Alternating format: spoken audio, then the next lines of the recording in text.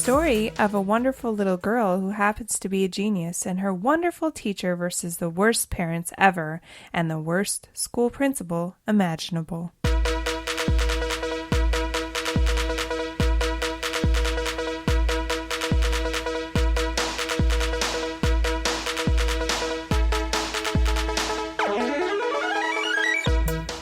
This is Ryan. This is Ashley. And this is Ruining Our Childhood, a nostalgic weekly podcast where a married couple rewatches and reviews our favorite 90s and 2000s movies to decide if they hold up to our adult standards. Yeah. Hi, guys. Welcome back. This is Ashley. This is Ryan. And we're talking about movies. Yeah. Like we always do. Another one from 1996. Yeah. It's a good year. It was. For child cinema. Sure. So this week we're doing the 1996 classic Matilda, which is a recent poll winner. We don't need to talk about that. Yeah, we do every week. So why would we not talk about it, Ryan, you sore loser? I was doing so well. I had won 2 weeks in a row. That's true. I was looking to carry on the momentum, and we got derailed. You know, I don't know. No, I don't know. You know? No. But maybe it's just because people like Mara Wilson more than they like Lindsay Lohan. I can't argue with that. Mara Wilson was in another one of my favorite movies from my childhood that I hope we do one day for the podcast, Mrs. Doubtfire. When I think of delightful child actors from my childhood, she ranks near the top of the list. Yeah. It's her, Macaulay Culkin, 1A and 1B. I didn't know this about you, Ryan. She was delightful. Yeah, she was good. She was a good child actress. Yeah, and you bring up a valid point. People probably do like her a lot more than Lindsay Lohan. Yeah. Does she act still, or not really? I don't think so. Oh, okay. I'll have to look that up. Okay. But yeah, I don't think she really acts anymore. I think she's the type that's like, fuck that business. That's what she said. At 13 years old, she was like, fuck it. And she's living off the residuals from this and Mrs. Doubtfire and Miracle on 34th Street. Yeah. She doesn't need to work. Fuck that business. Well, I mean, she can work. There's things outside of Hollywood. When you are an actor at the age of 4, your options are to continue acting or you cease working. Okay. Those are your only options. You didn't know that? No. Oh. You learn something new every week. Okay. You're like, shut up, Ryan. So, yeah, 1996, we talked about it a little bit last week, but go ahead and hit us with some 1996 facts. We're going to get in our car and go driving down memory road. I wonder if anybody is listening to this podcast and doesn't get that reference. Just in case you haven't listened to I think it was our 20th episode. That was a while back. We did a Q&A, and instead of, I don't even know what the real saying is, memory lane. Yeah, memory lane, I think. Yeah, but you said, I'm going to go down memory road. It's a little rougher than memory lane. Memory Avenue. Yeah. This movie was released on August 2nd of 1996. It had a budget of $36 million and made $33 million. Some popular TV shows from 1996 were The Single Guy, Home Improvement, and Touched by an Angel. Ooh. The number one song the week the movie came out was Toni Braxton, You're Making Me High. And a couple other popular songs were also Toni Braxton, Unbreak My Heart, and Celine Dion, Because You Loved Me. Nice. Yeah. Good year for Toni Braxton. Yeah, she had a very good 96. Some popular movies were The Birdcage, A Time to Kill, and 12 Monkeys. The Birdcage is another Robin Williams movie that I watched a lot as a kid. I've only seen that once, I think, and you showed it to me. And I believe that was your reaction when I told you I hadn't seen it. Probably. Yeah. It sounds like me. Yeah. So, what is your earliest memory of Matilda? I did not see this movie in theaters, but when I was growing up, I think in 4th and 5th grade, I had the same teacher both years.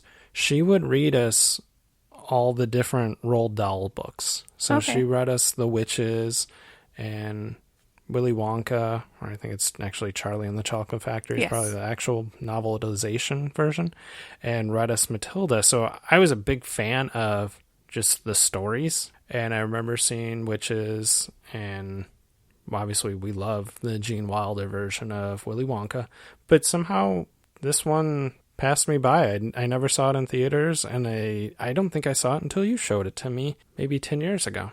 And you were offended that I had never seen it. 'Cause, I probably was. yeah. That sounds like me. The one thing I remember about this movie is I didn't see it in theaters, but I remember one of my neighborhood friends wanted to see it, but her mom wouldn't let her, or I don't know if they saw it and she like stopped, or she pulled them out of the theater or something like that, because she didn't like the thought of child abuse, because there is not even like her parents being neglectful and just shitty parents, but the principal like physically assaulting children in this movie. Mm-hmm. And I just, for some reason, I remember that. But I remember I rented this movie and watched it and really enjoyed it. And the thing I always think about in this movie is, like reading Harry Potter for the first time and watching Harry Potter. I got like this sense of like similar writing styles, because it was like this world, like a magical world where she is kind of a loner, and her family, obviously those are her parents, Mm-hmm. but they don't understand her. And it's kind of like where I felt like when I first watched Harry Potter, the movie, thinking like Harry reminded me of Matilda, in the sense that he lived in this house where everybody else sucked. Yeah. I And could then- totally see that. Yeah. You have Vernon and Aunt Petunia that don't get Harry, and they Yeah. think they treat him like garbage, but he's also, like you said, magical. Yeah. And he's like a sweet boy. Yeah. Very true. I kind of always compared the two in my head. Mm-hmm. I haven't seen this movie probably since we watched it together, so I'm excited to watch it. I know there will be some interesting parts. I'm looking forward to hopefully some good well hello there's. Yeah, Yeah. possibly. Outside of just Mara Wilson.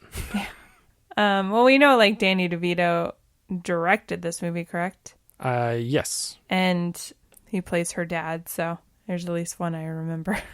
Yeah, because when we announced we were doing this movie, our friend Santos over at the 88 Miles Per Hour podcast messaged us a nice story about how Danny DeVito had shown the movie to Mara Wilson's mother when she was dying. Yeah. So she actually got to see it, like probably a unfinished version of it before she passed away, which I thought was just a really cute story and something I didn't know. Yeah, Yeah. me either. And it was very sad. Yeah, very sad. So, yeah. Do you think this movie will hold up? I'm going to say yes, because like I mentioned earlier, I think Mara Wilson was a great child actor. It's a good story that it's based on a well-written story by Roald Dahl. So I think that's going to help. And I don't really remember the movie that much, but I think if it was terrible and I was like, this movie's total crap when you showed it to me, that would have been an impression that I had, Right. But I don't have that memory of it. And you mentioned Danny DeVito. I've loved since I was like 5 years old, and I would watch Taxi reruns. Nice. So this is going to I'm pretty excited to watch it. Me too. I think it will hold up as well, because I feel like, especially in our experience with this podcast, is we have watched several movies that are based on books, and I feel like those do hold up because they have like a universal message. Mm-hmm. And also this book was written way before the 90s too, so the core message of it is still going to be relatable. It's going to be universal, like I probably just said. Yeah, so I think it will hold up, but I guess we'll see. I did read some internet things about it, not recently, but in the past, about kind of seeing characters differently as an adult. Mm-hmm. So I'm interested to see how that will, reading that stuff, and I'll talk about it later after we watch the movie, will affect how I see certain characters. So, without being too vague. Nailed it. Also, guys, we just wanted to remind you to check out the Ruiners Club because we put out a new episode on Friday. Yes. Clueless. The 1995 classic. Clueless. And it also was our Figure Friday. Yes. Busted out the Cher pop figure. Yeah, it's the only Clueless pop figure I have. Yeah. I know they made Dion and Ty, but we did not get those. It's on the back. I don't know if they made did they make a Ty? I know they made an Amber. Oh, I think you're right. They made Amber over Ty. Well, look. Which is weird. Look on the back of that right now. You are correct. They made Dion, Amber, and Cher. Maybe it's because Amber is more in the sense of because she was on the TV show, but also you can make a pop figure of her and recognize that it's her, whereas I don't know if you'd be able to do that with Ty. To me, like, Ty didn't have a defined outfit. I guess you could have dressed her up like when she first showed up when she was wearing like baggy cargo pants and an oversized flannel. But whereas Cher's outfit is the yellow plaid and it's very iconic. And then Dion's is the one with the white hat. Yeah, the kind of a top boxy hat. Yeah, so I don't know. I get it. Amber and I think was Amber more is stylish. Is her workout outfit? Yes. Oh. Yeah.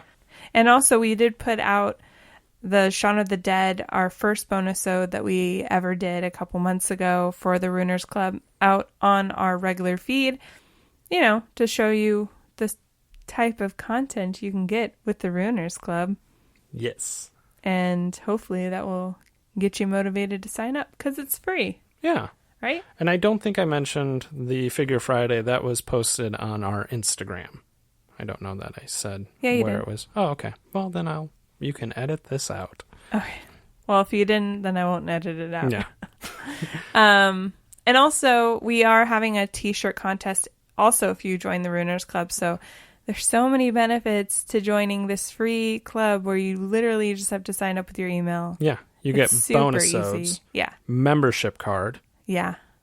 Possibility of winning a t-shirt. Yes. And we're working on more content just for the webpage. Yeah. Where you have to go to our webpage to sign up for the Runners Club. So while you're on the webpage, you might as well sign up. Sure. Yeah. Have we done everything? We talked about Matilda. Talked about our memories. Talked about child abuse. Where can you stream this movie? You can stream it on a couple different things. It looks like it's on the DirecTV subscriptions. We need to really ask Danny about whether these are accurate. And also, it says Freeform subscriptions. Okay. So if you have Freeform. And while you're on Freeform, you might as well watch the bold type. Yeah. Because that's what we're binging right now. The things I can get you to watch. Yeah. It's amazing. And also you can rent and buy it on all of the other platforms. So it's available. It's not hidden in any way. Fair enough. So, what are we doing? Are we recording a podcast? Yeah. So we'll be right back to talk about Matilda in all its glory. But first, we're going to hit the pausey pause. Oh, that's Gotta get that in. Hit the pausey pause. There we go. Okay,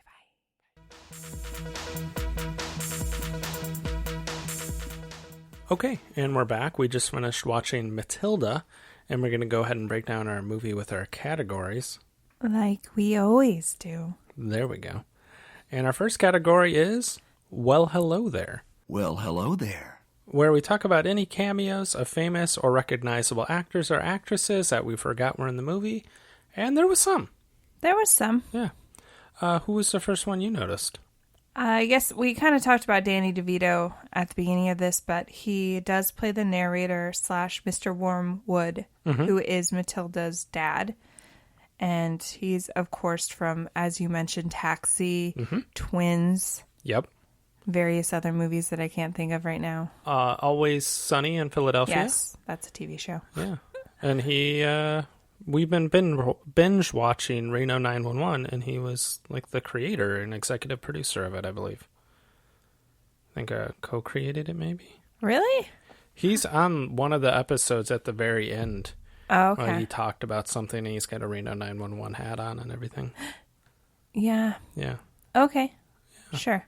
But Why yeah, not? the biggest thing I know him from is old Louis De Palma in Taxi.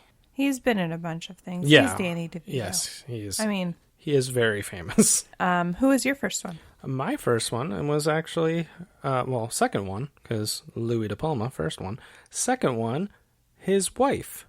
Yes. Both in the movie and in real life. Rhea Perlman played Zinnia Wormwood. Yes. And the big thing that I know her from was being Carla on Cheers. Correct. And she's been in a bunch of things too, but Yeah. that's definitely, like, this movie and Cheers was the two things that I knew her from. Mm-hmm. I did see, fun fact, that one of the people that they wanted to have play Mrs. Wormwood was Bette Midler, oh, wow. which is one of my faves, Yes. if I haven't mentioned. So, that would have been interesting. But Very I much do so. love Rhea Perlman in this character. So. Yeah, no, she's fantastic. She was also always one of my favorite parts on Cheers. Cheers, yeah, Yeah. for She sure. was sassy. She was sassy. Mm-hmm. My next one was Paul Rubens, who plays one of the FBI agents, and he's Pee Wee Herman. Yes. So if you didn't watch Pee Wee Herman, I don't know. My parents wouldn't let us watch Pee Wee Herman. Really? Yeah. I don't know the reasoning behind it, but me and my brothers, we were not allowed to watch it. Was it post when he got arrested? I don't know if it was before or after. Maybe it was too edgy for... I think that could be. And it's funny because he's always been a person that I've been very aware who he is. His episode of Reno 911 is probably the funniest one. It's pretty hilarious. Yeah. So I've always been a fan. Yeah. So, but yeah. When I was a kid, again with the theme of me watching sequels, but not really watching the first movies when I was a kid, I loved Pee-wee's Big Circus. Is it Big Top Circus? Or Big Top Circus sounds correct. it was one of the movies that my dad had recorded, of course, and I'd watch it so much. Chris Christopherson's in it. I can't say that right. Christopherson. Christopherson? I think you're on the right path. Yeah, I love that movie, and I'd only seen the first one like once, but I'd seen the circus one like 17 times. I think I've seen Big Adventure. Yeah. Which is I think the first one. Correct. And then the other thing that I always think of, I didn't watch Family Guy when it first started. Yeah. And our friend Chad was a diehard Family Guy fan. And he would always talk about when Peter got residual money and what he did with his residual money, because I believe his family was slaves. I'm sure that ages well. And he recreates Pee-wee's Playhouse with his money. I remember that episode. And he does the introduction to Pee-wee's Playhouse. And I've always thought it was hilarious. Just, I don't know why. Because I don't even really have the Pee-wee Herman Funhouse to associate it with. Yeah. But yeah, I always love that. I'm tempted to rewatch Family Guy from the beginning because it's not something that certain jokes are not going to age well. Yeah. But I also feel like it's a show that kind of came out in this time where being offensive was funny. Yeah. Like, you knew exactly what you were doing. Mm-hmm. And we've seen a theme where being offensive is funny. Yes. I think it would be still hilarious to watch. I think there'd be things that I'd cringe at. I still love Seth MacFarlane, so I go with the standpoint of right now we've been binging Reno 911, and there is a lot of cringy jokes, a lot of racist jokes. Yes. But you know that they're made literally to be cringy, edgy jokes. That's true. Like, when the characters are saying them, those characters are not good people. Yes. So, but I still think there's a fine line. Yes. You know? I agree. There is a fine line. I believe I know the intentions. I've never actually sat down and talked to Thomas Lennon on what his intentions were. But, or at least I assume the intention is to be edgy, and they know that it's racist, what they're saying. And like you said, they're not educated people. Half the time they'll say something racist, and then they have the two black characters just looking at them like they're going to punch the shit out of them. Yes. So I guess in that sense they are self-aware, but it's still like they could not get away with it No. in 2020 No. is what I'm saying. Well, we're going to find out because we're going to watch those Quibi episodes one of these Let days. us know if anybody's seen the Quibi episodes. Yeah. Does anybody watch Quibi? Because I read that article today or the other day about how they had a bunch of viewers and it's dropped significantly since the free trial ended. Yeah. I would imagine 10-minute clips are perfect for like a break at work. Yeah. But I can see why people might not be behind it. I don't know, man. I don't know. Anyway, back to, well, hello there. I'm going to bring it right back to Reno 911 with my next one. That's true. The next person for me was Tracy Walter, who, Jamie Walters is who I was just thinking of, Ray Pruitt from Beverly Hills 90210.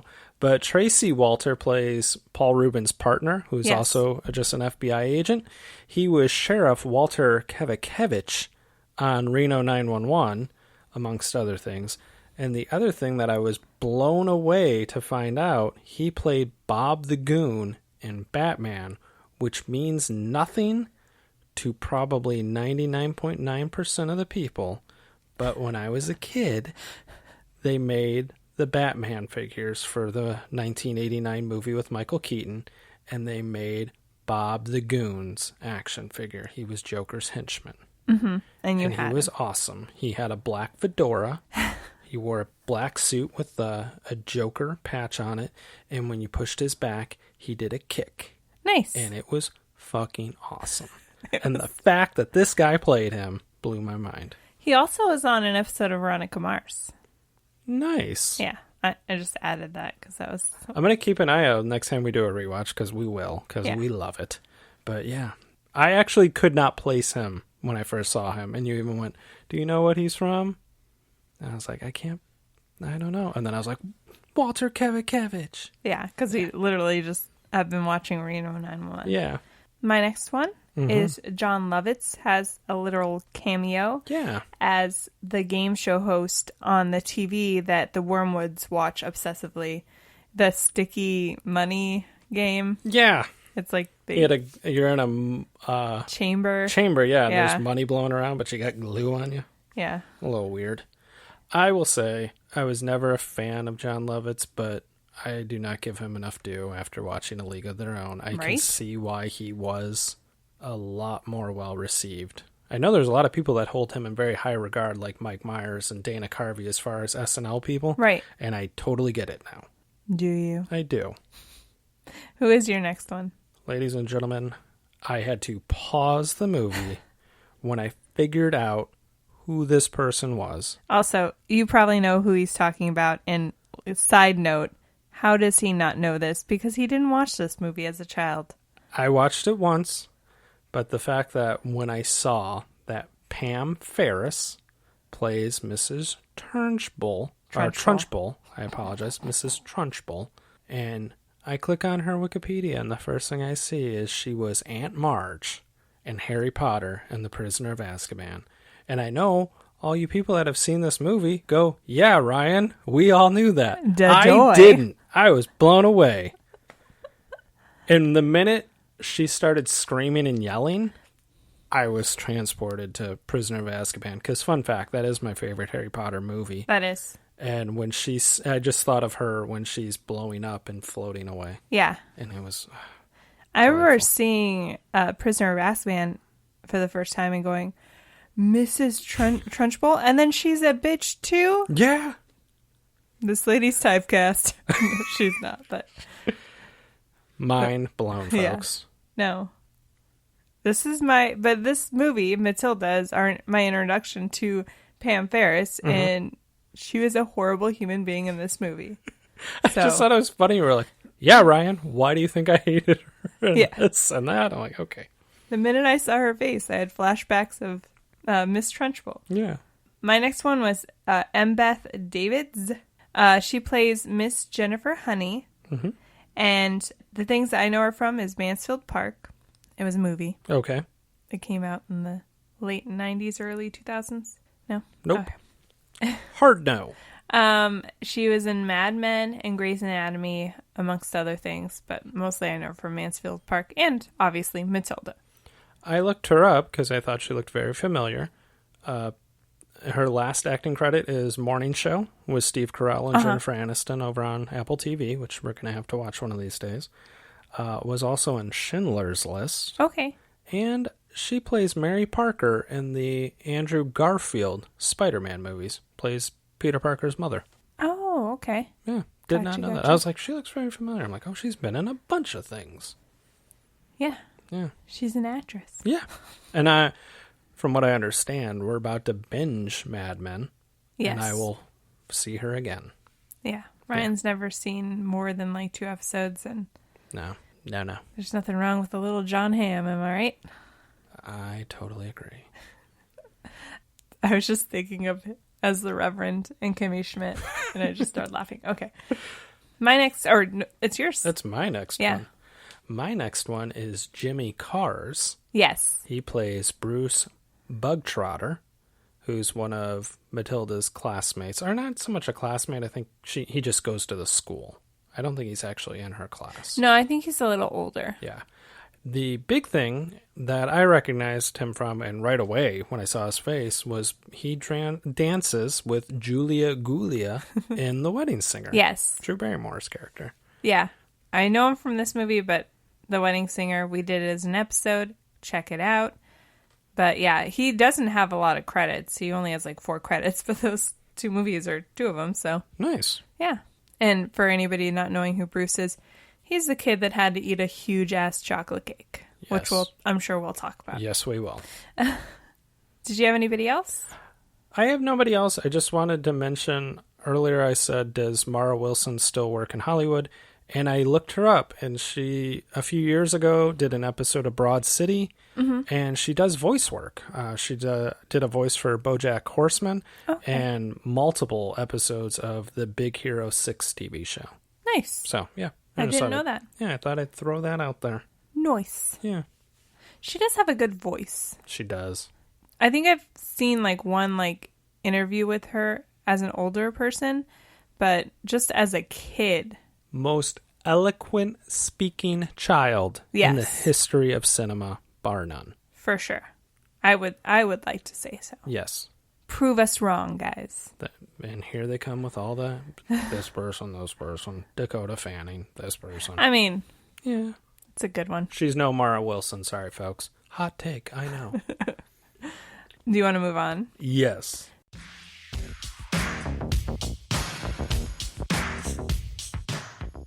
The next categories, kids would call it a throwback. We call it the prime of our teens/children's age. I wasn't a teen. Where we talk about fashion, offensive jokes, and dated references. What did you think of the fashion? I didn't think it was terrible. I did like one of Zinnia's outfits was like this red and purple pantsuit skirt combination where it had a red boa collar. Yeah. And I was like, well, that's an outfit. All of her outfits were pretty hideous. Yeah. They're obviously, the family is not supposed to be this normal family. They're really out there. They're criminals. Mm-hmm. And she dresses quite flashy. Yes. At one point, she's wearing a lime green like ensemble, and she has like a lime green scarf in her hair, matched with her bleach blonde curls. It's silly. I kind of got a Frenchie vibe from Grease. Okay. Yeah. From I can see it. Yeah. I just thought of that. Came to me. Like Frenchie grew up and turned into wearing the ribbon through her hair, and yeah. I can see that. What else did you notice? Not much else. I mean, all the kids, like all the girls wore floral dresses. I had quite a few. Yes. Even Miss Honey wore very similar dresses, and Trunchbull wore a suit. Yeah. I always thought when I was a kid, I thought she was like in the military because of the outfit she would wear to school. And she was very intense, like you would expect from a drill sergeant. Yeah.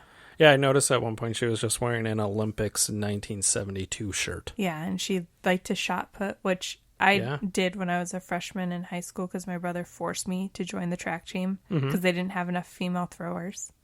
And for shot put especially, and I hated it.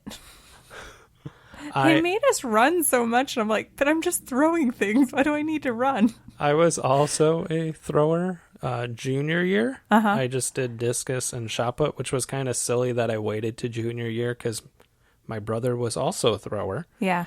And he had just graduated the year before, so I could have done track with him. I did it as a freshman, and I was a runner. Yeah. But, yeah, I did shot put and discus. And they would do the weight man relay sometimes, where it would be the throwers doing like a 100-meter dash relay at the end of a track meet. They never did it when I was a thrower. Really? Yeah, they did it when like my brothers, because it's big guys doing a 100-meter dash, and then like there was a couple guys that were my size, so we would have won hands down. Right. Now you're just being prejudiced against big people and saying they can't be fast. No, because your brother can run just as fast as I can. Yeah, he can. Suck it, Ryan. I will not. No, I never got like why we like our coach made us run so much, because I was like, literally, I don't have to move that much. No. Yeah, we did a ton of running when I was a hate thrower. Running. That's why I quit so many sports, because I was like, I was in volleyball and I never understood why we had to run as much. There's movement. To me, it's not the same as basketball where you're constantly moving. Yeah, I agree. I'm just not the athletic type. I felt like the same way about football, because obviously there's different positions in football, and some of them would require people to be running a lot. Yeah. Linemen, not so much. Right. And they would make the linemen do just as much running as a wide receiver. I know it's to build up your endurance, but it's I never got it, and I was not a big athletic person. No, me neither. But anywho, that was high school athletics with Ashley and Ryan. What about offensive jokes or dated references? I didn't really have any offensive jokes, but the Wormwood's house was one gigantic dated reference. Yeah. It was in hindsight, it's really cool and retro-y. But at the same time, they did have lamps that had the fringe around the shades, and just their house, like some of the wallpapering and carpet colors were a little. Yeah. They made a note to say in the beginning of the movie that they lived in a really nice neighborhood. They had a nice house, but on the inside, it definitely looked a little dated. Yeah. But also not like super trashed or anything like that. No, it was very clean.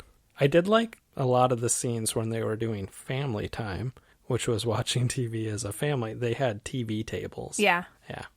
We had those as kids. We ate in front of the TV a lot, but we had a huge coffee table we all sat around, and only occasionally would my mom be like, we need to eat at the dining table. Yeah. We're like, what? It's just funny because I think about now, I've eaten dinner at your parents' house hundreds of times probably, and I've never eaten at a coffee table. Yeah. They've changed. They have. Yeah. We eat at a coffee table. We do it all the time. You know, you pick up your parents' habits. Yeah.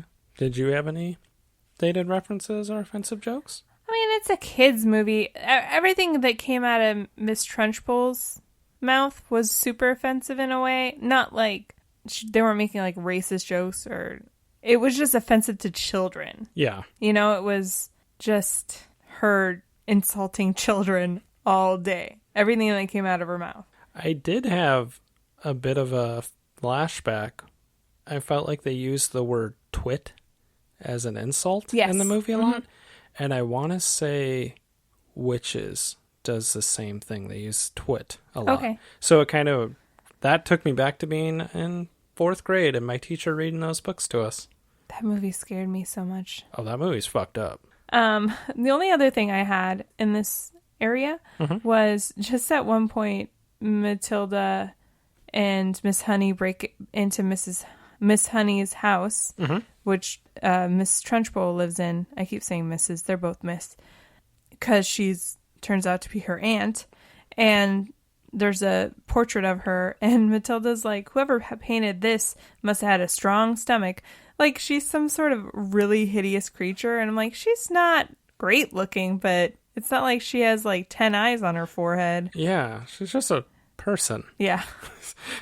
It's just, It was probably the most insulting thing Yeah. out of this whole movie.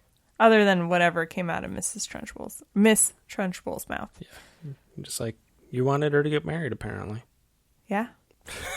Sure. Do you want to move on? Yes.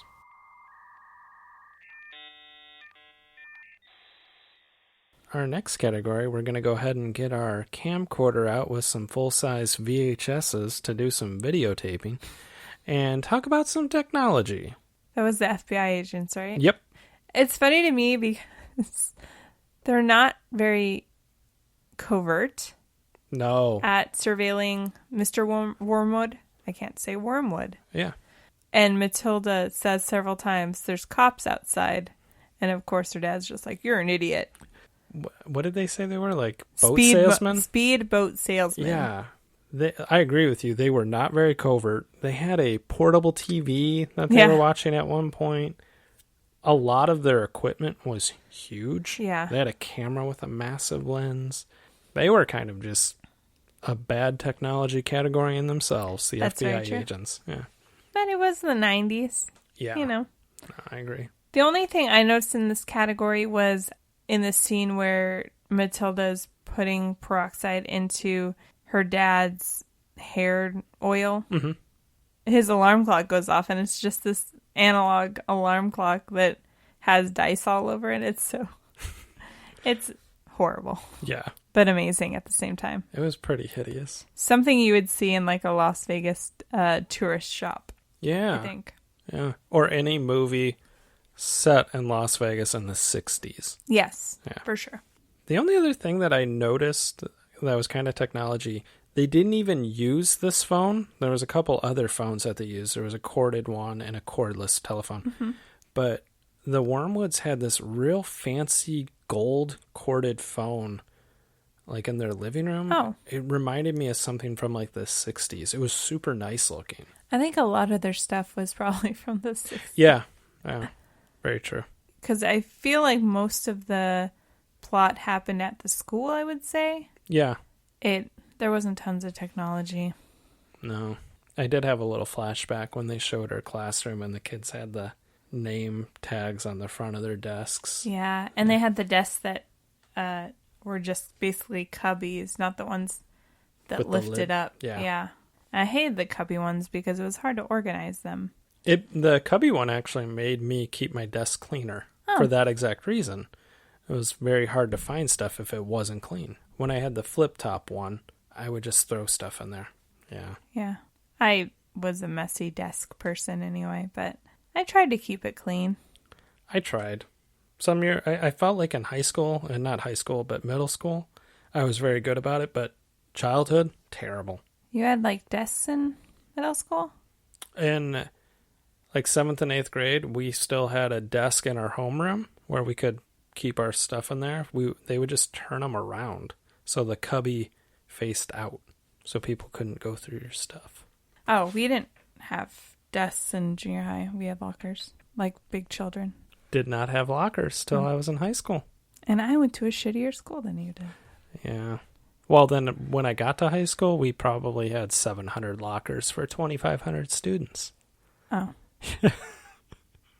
Well, we had to share lockers. Oh. Even when I was a senior. Another great tangent. Did you have anything else in this category? I did want to talk about the soundtrack in the sense that the Rusted Root song, which whenever I hear that song, it's like the song at the beginning when she's like making her breakfast. It's like, on the way. Yeah. Yeah. I think it was on an episode of New Girl, and I immediately thought of Matilda. I agree. Yeah. Yeah. I've always heard that song, and now I'll probably always associate it with Matilda, because I played it a couple times, I think, in this. Yeah. Yeah. And, I mean, those pancakes that she made, so delicious. They were spot-on pancakes. I could train a 6-year-old to make pancakes like that. Parenting goals, am I right? Just gotta neglect them and leave them home alone. So I think this movie teaches you that you should leave your child home alone for hours at a time, and they'll teach themselves how to cook, and clean, walk to a library. and read and become super smart. Yeah. Yeah. Touche. I think we just figured out our parenting plan. Boom. We're kidding, guys, Yes. by the way. Yeah. Do you want to move on? Yes.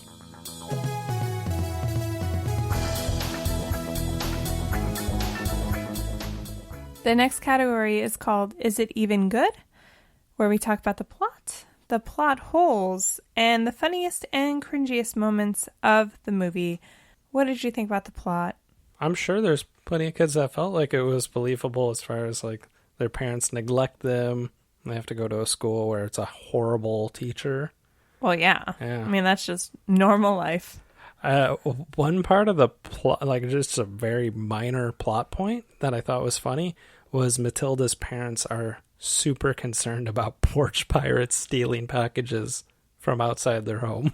Well, because they're stolen goods. Yeah, but I just thought it was funny. I'm like, well, we still have that issue nowadays, but these people 25 years ago were super concerned about it. I think that was a lie. He was saying that he was concerned about it, but he was more concerned about the FBI finding stolen goods on his front porch. Okay. But that makes more sense. That's just my take on it. Yeah. Yeah, I mean, it's a good plot. It's a child's movie, so it's not going to be centered in reality, and we shouldn't judge it by centering on reality at all. Having just watched it, I really see the similarities, like you were talking about, the parallels between this and Harry Potter. Yeah. Yeah. But yeah, I didn't have anything against the plot. Did you have any plot holes? The only thing that I really had was when the Wormwoods are ready to bail out of town at the very end, and Matilda whips out adoption papers that she's been carrying around since she was, I think, 4. Right. They were so quick to sign them. Which I'm like, I know they're shitty parents, but the fact that a parent would just be like, yeah, we got to get out of town, and you want to stay here? Okay, here you go. But at one point, her dad did call her a mistake. So... Okay. They definitely had a favorite, and it was her older brother, Michael. Yeah. I don't know why. He was useless. But they're dumb. I don't know what to tell you. I did like that she had an adoption paper ready to go, because if she's had it since she was 4, this is before she met Miss Honey and thinking, like, I want this to be my mom. So was she going to just find the most reasonable person and be like, can you adopt me? I have the papers right here. She had a foot out the door. Yeah. She's like, I'm getting out of this shit. I questioned why the Wormwoods never had any sort of child services called on them. They live in a pretty nice neighborhood where there has to be at least one nosy neighbor, right? Yeah. It's like, oh, they leave their 4-year-old child at home. And we see her, at one point, she pulls a wagon to the library. How come the librarian didn't call the cops about, like... That's true. This little girl comes in here every single day, and she's not destructive. She's just here reading books, but where's her parent? That's very true. Multiple adults have failed Matilda through her life. Yeah. That she latches on to the very first one that gives her any sort of positive reinforcement. Very true. She's like, this one's for me. I wonder what Miss Trunchbull's motives are in running a school when she clearly hates children, other than she likes to abuse children. You gotta wonder if that's the whole thought behind it. Yeah. Because she is awful to children. I feel like she'd be so much happier if she didn't surround herself with children. Maybe, surround herself with chocolate and shot puts. Did you ever have a teacher like that, though, when you were growing up, where you're like, why are you a teacher? Yes. My 6th grade teacher specifically was a horrid, horrid person. Yeah. I say that thinking back now, she probably wasn't that bad, and we did have some good times, but coming off the teacher I had in 5th grade who was the best, and getting her, I remember I ran home and cried because they always announced whose class we were going to be in the last day of school. Mm-hmm. And I remember I ran home and I literally cried because I got the mean teacher. Wow. And she wasn't that bad. We had dance parties. I mean, yeah, she told me I was dirty one time because I didn't wash my hair. And by I did wash my hair. There was just glitter in my hair. And fun fact, they banned glitter when I was in 6th grade because it was distracting. Too many girls were wearing it. It became a whole thing. The thing that I had happen was when I was in 1st grade, my teacher's last name started with a K. It was Miss Cavalet's. Mm-hmm. So I'm going into 1st grade. I go up to school and I see who my teacher's going to be. Like, I think they posted the schedule like the day before school. You could go up and see it. And I went home and I was looking through my brother's old yearbooks. And there was a teacher whose last name started with a K. And I looked at her class, and every kid in their picture looked like the most miserable person. And she looked like this real mean old lady. So Sure. I assumed that was my teacher because, like I said, can't read at that point. Right. Go into school. This lady couldn't have been nicer. She was just a nice old lady. It was not the same person, for one. Like, I just, poor reading, and I just assumed. 6 years old, folks. That's what I was doing. I was like, oh my God, I'm going to have this lady. She's going to be so mean. Nope. Nice lady. Anyway, that was talking about, I don't even know. That was Tangents with Ryan and Ashley. We headed to Tangent City, as I like to say in our show notes. Did you have any other plot holes, or what was your funniest line or moment? I had a couple. They both centered around Mr. Wormwood. I did like when he comes home and he finds his wife just entertaining the FBI agents. Yeah. And he calls them like surfer dude bodybuilders. They're clearly FBI agents. And again, we are talking about Pee Wee Herman and Sheriff Kevakevich. They are not bodybuilders by any stretch. So That's this true. is funny. What was yours? I had a couple, but I think the one line that made me chuckle was at the very end when Miss Honey and Matilda are on the porch having tea because they'd run Miss Trunchbull out of the house and out of the school, and everything was great. And her parents speed up the driveway, and they're like, we got to beat the speedboat salesman to the airport. I just like how they still call them speedboat salesman when they were clearly the FBI. But I think a lot of the lines that Mr. Wormwood said were pretty funny. I liked the other one that I had was when Miss Honey comes to their house, and he answers the door and he's like, we don't give money, we don't give charity, we don't buy raffle tickets. And he starts to close the door. Yeah. And I was thinking, I'm going to do that the next time I answer the door, was my thought process. But I've already had to answer our front door since we watched this movie, and it was like a 9-year-old girl. Yeah. So I would have just looked like an asshole if I said that to her. And there's nothing wrong with just not answering your door like I do. Yeah. No. My other one was just when Matilda does the math at the beginning, and he's like, you're a cheat. And he's like, you looked at the paper, and she's like, from way over here. I just always loved when she had that attitude, because I was just like, good for you. Yeah. Touche, Matilda. Yeah. Touche. And then he did not like that. No. She's a sassy little one. Yeah, she is.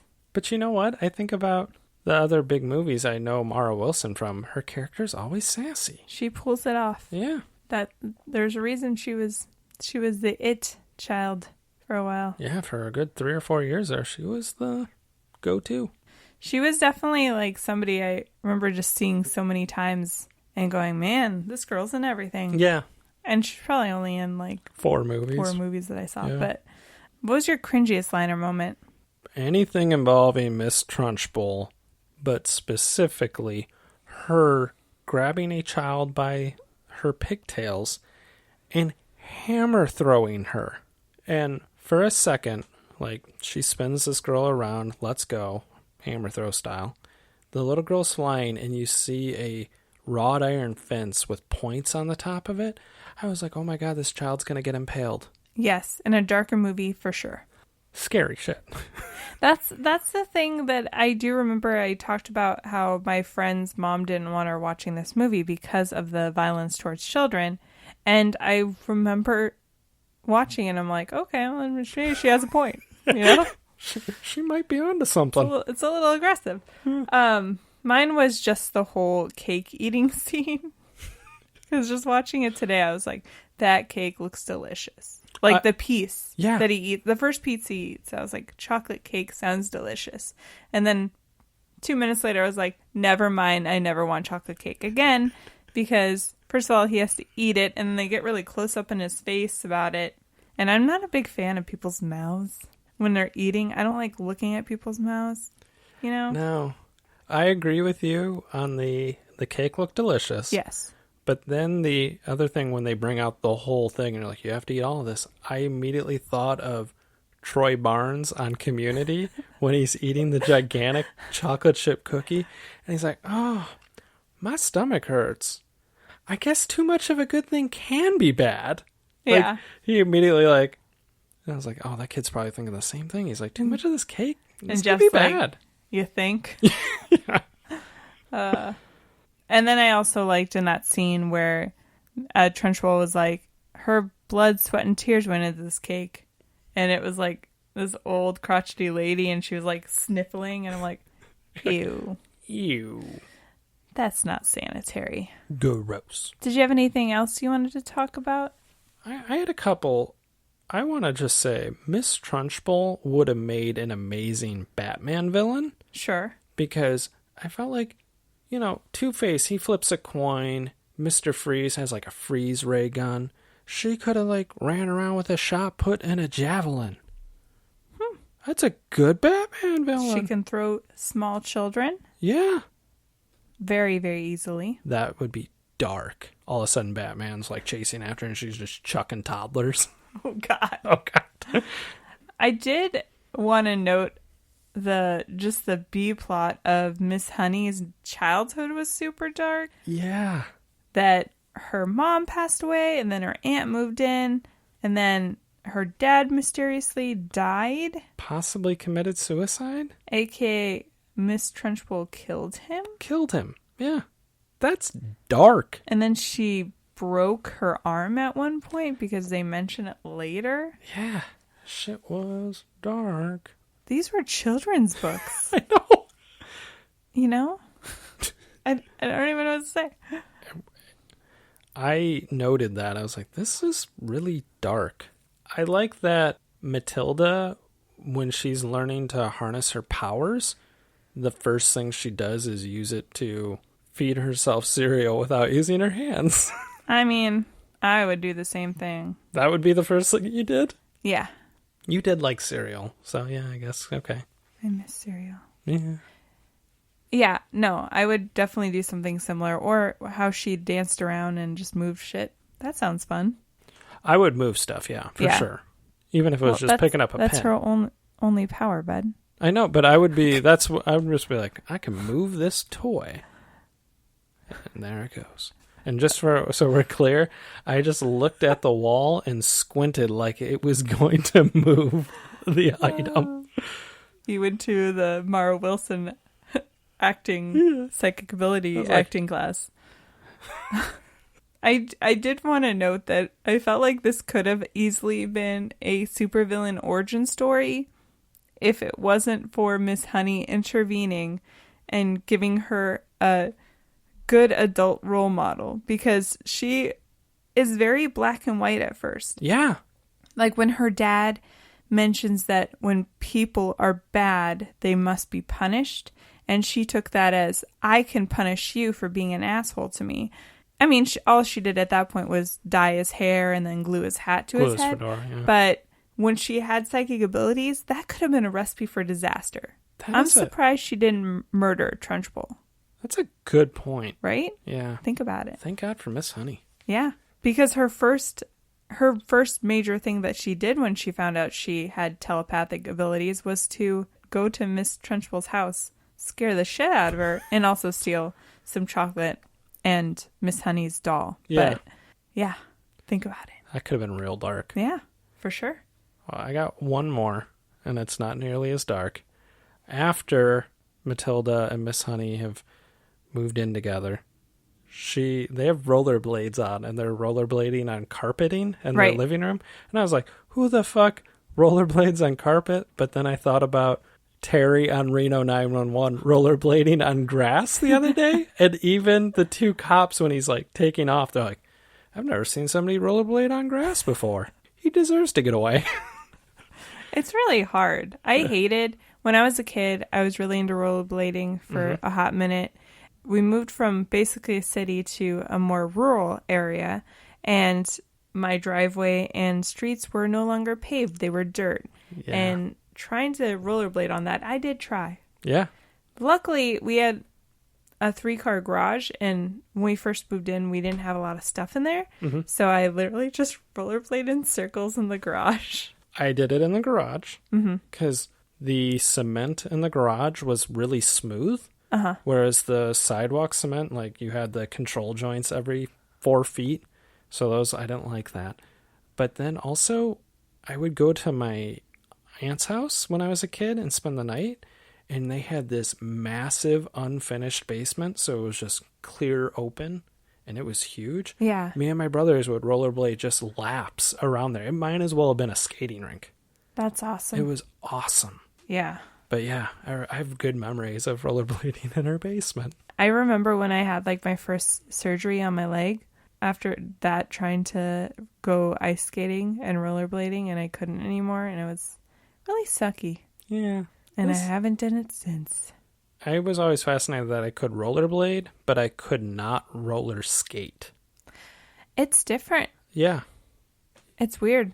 I was a good rollerblader. You think that if you were good at rollerblading that you would at least be okay on roller skating, but it's not true. Yeah.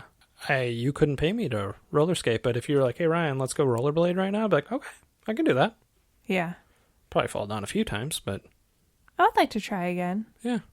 Good This talk. is Ryan and Ashley just decided to buy some rollerblades. Just add something to the garage that's going to collect dust in a month. Booyah! Did you have anything else? I did not. Should we move on to our final thoughts? Yes.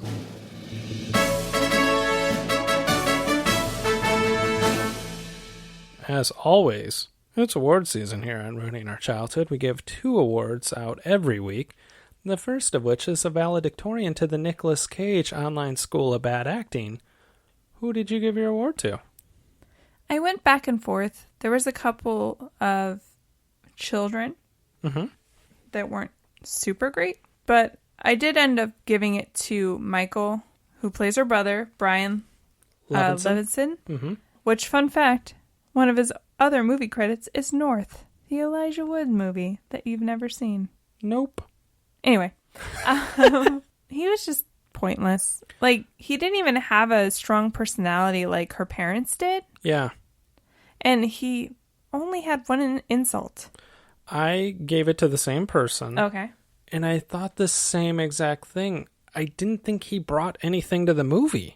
Right. Other than, he had his one insult that he would throw at her for life of me. I can't remember what it is. Dip face. Dip face. Dip face. Okay. What? And I felt like Rhea Perlman was good and Danny DeVito. Like, all these people were really good. And here's this literally one-note character. Yeah. I wonder if maybe Michael has a bigger part in the books. In the book? Or in the book. Possibly. Yeah, because I thought It's been a really long time. I thought he was very pointless in this. Yeah, I agree. Yeah. I don't know why I paused. Like, I didn't agree. I was the one that started this. It was my idea. Yeah. You just copied me. Nope. I have notes. But yeah, I agree. I didn't even really have a lot of notes on why he was bad.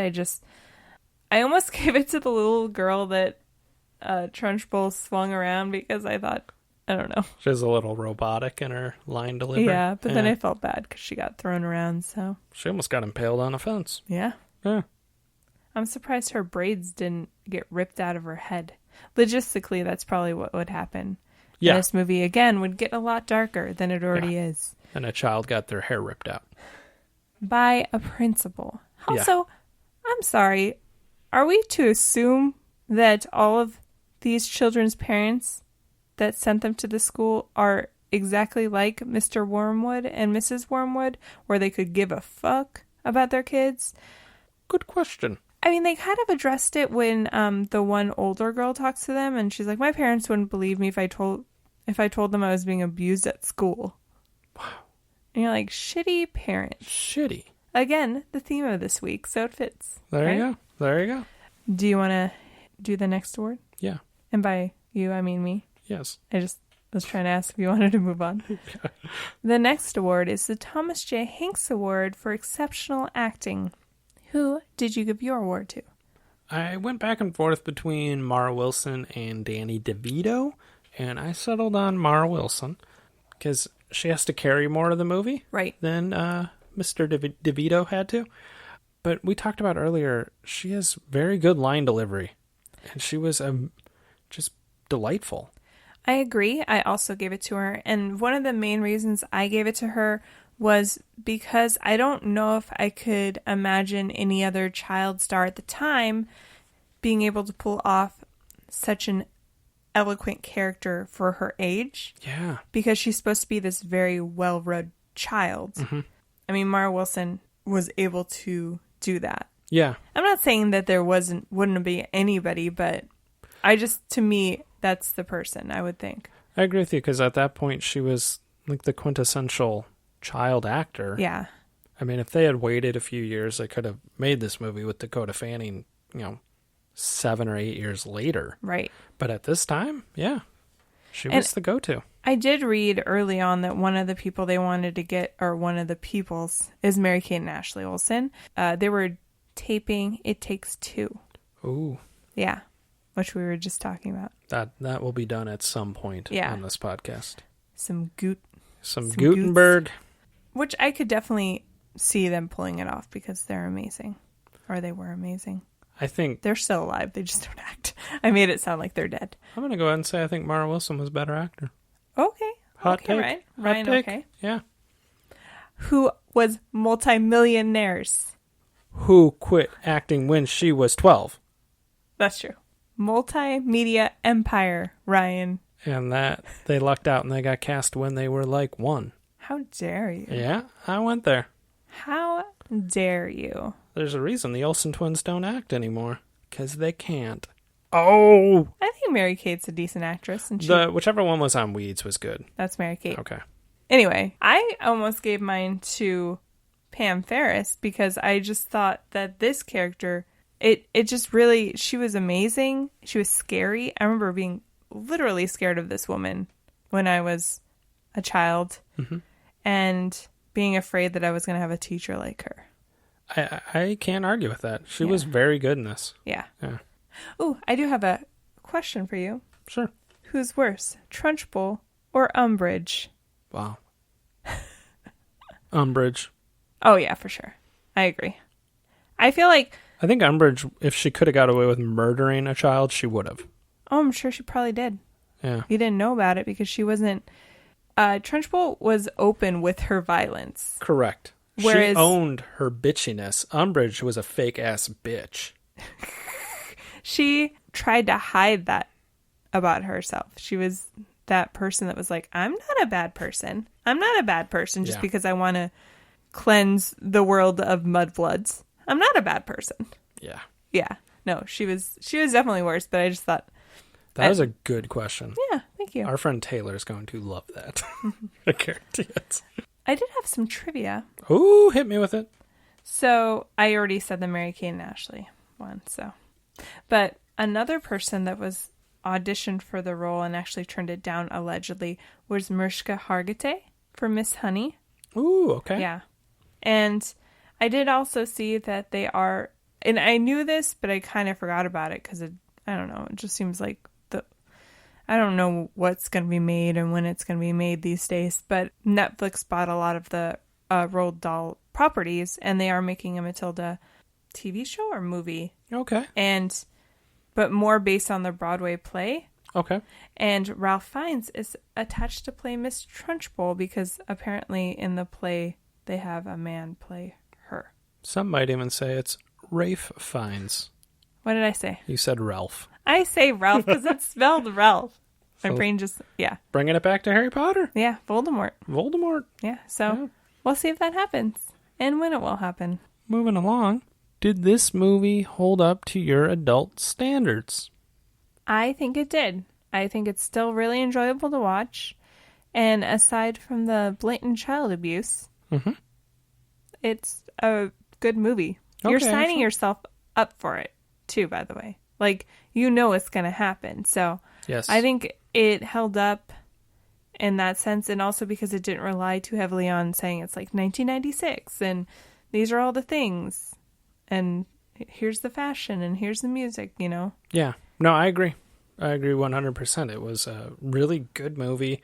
It was actually hard to come up with a bad actor for me. Right. And yeah, just a decent movie. Right. no problems. And like you said, we kind of went into it going like, there's going to be blatant child abuse. You know what's coming, folks. I don't know if I'd show this to a child, though. Like a young child? Instill fear in them, Ashley. Come on. I don't know. I'm joking. It was a different time. It was. You know? So, yeah. We agree. Matilda. Holds up. A++. That was really loud. I'm sorry. Holds up. Yeah, you don't have to yell. I'm right here, bud. I took it back. I rolled it back. So thanks for listening, guys. Is there anything we want to say? What are our movies for next week's poll? Let me find out. Next week's poll is brought to you by vacationing. Do you remember when we used to go on vacations? Those were the days. The choices are Euro trip and road trip. Ooh. So some would say these are trip related. Yeah.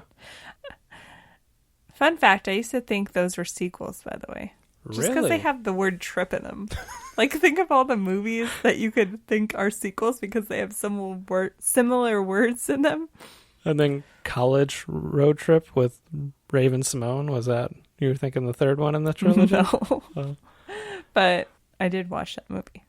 Who are you going to throw your hat behind? I'm going to throw mine behind Road Trip because, if I'm correct, it's the first DVD I ever bought. Interesting. Yeah. Interesting. Saw it in theaters. Yeah. Love that movie. I will say Euro Trip holds a bigger part in my life. Okay. As far as liking the movie, I definitely watched it more. Mm-hmm. It came out the year I graduated high school, so I felt like, you know, the characters were graduating high school. I graduated high school, so it was like I can understand they that. were me and I was them. Yeah. I love that movie, and I would say I've seen it more as well, but I'm still going with the nostalgia of Road Trip. I'm not quite sure if I had to, like, throw a bet as far as, like, which one would be better for the podcast. Mm-hmm. I think they're both going to be pretty horrible. But we'll see. Yeah. We'll see what everybody chooses. Hopefully Road Trip. Or hopefully Euro Trip. Well, those are their only options. Yeah. You can't choose a third option. I mean, I guess you could write in the comments if there's another trip-related movie that you loved. Obviously, any National Lampoon would be perfect. Very true. Vegas Vacation. Oh, love that movie. But anyway. So that'll be up on Wednesday. Correct. Over on Facebook and Twitter. And then we will put it up on Friday over on Instagram. Correct. So get out there and vote. It's nice when we see people vote and care. For sure. Anyway. And join the Ruiners Club. Why haven't you joined the Ruiners Club? You could win a free t-shirt. And that why haven't you joined is directed directly at Danny, my brother. Yeah. Has not joined it, folks. By the way, I know his email address. I can just sign him up myself. Yeah, that's but true. It's the principle of the matter. Why haven't you joined, Daniel? When you said Daniel, it's very confusing. We know multiple Daniels. Okay, well, when growing up, when he misbehaved, he got called Daniel. Are you still talking about? No, I'm just kidding. Anyway, right. Good way to end the podcast, guys. We'll see you later. We'll see you guys next week. Okay, bye. Bye. We won't see you because you'll just hear us talk. You'll hear us next week. Okay, bye.